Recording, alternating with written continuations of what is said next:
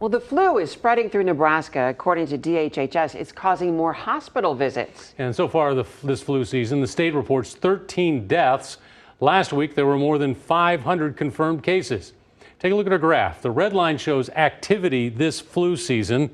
The blue line is from 2019, so we are about average. But there's more crud than just the flu going around right now.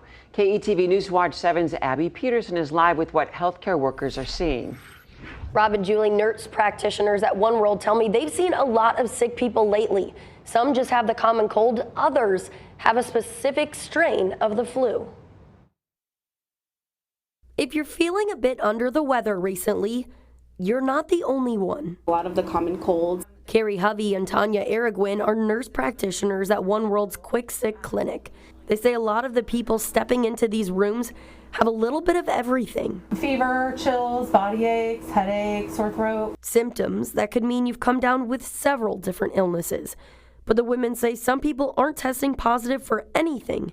And if they are, it's likely the flu. Just today, we've seen like 5 people with influenza A, just between the 2 of us. So it's definitely on the rise. Hovey says they're testing positive for the A strain specifically, and most are not vaccinated. I think a lot of people just kind of forgot that it's still around and it's still present, and especially with COVID, people kind of just brushed it off. On Thursday, CHI Health also spoke about the rising flu count, calling it, quote, concerning. Overall, I mean, the numbers are still fairly low, if you will, but typically, especially before COVID, we would definitely be seeing a trend downward by the middle of March, as opposed to seeing this continued uptick of cases. As for why we're seeing so much sickness in March, the health leaders say it's hard to tell, but there could be multiple reasons. I don't know if it's just timing-wise of a lot of mask restrictions are loosening up now, and so people are out in the community without masks, and so we're spreading those germs now when otherwise we maybe would have done it earlier in the season.